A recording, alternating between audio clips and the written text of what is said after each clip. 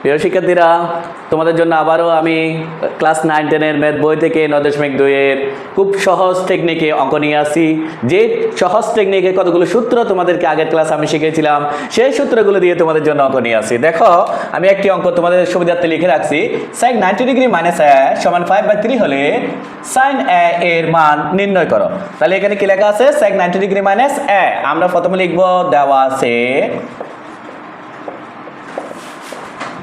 sec 90 degree minus a সমান 5/3।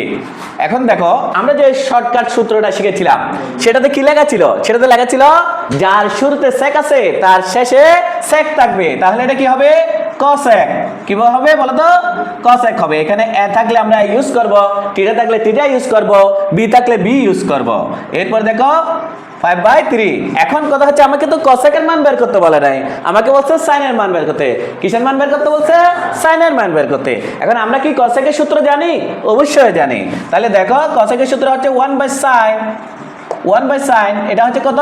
5/3 থেকে গেল। এবার দেখো, আমরা বিপরীতকরণ করব। বিপরীতকরণ করলে sin উপরে উঠে যাবে এবং 1 নিচে নেমে যাবে।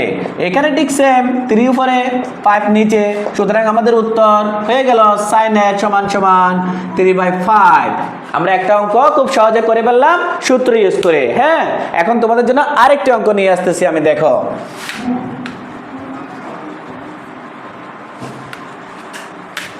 তোমাদের জন্য আরেকটি অঙ্ক নিয়ে আসতেছি খুব সহজে। সেটা হচ্ছে যে 2 নাম্বার অঙ্ক আমাদের। tan theta into 90 degree minus theta হলে থিটা এর মান নির্ণয় করো। কার মান নির্ণয় করো? থিটা এর মান নির্ণয় করো। তাহলে আমরা কিভাবে করব দেখো, প্রথমে আমরা লিখব, দেওয়া আছে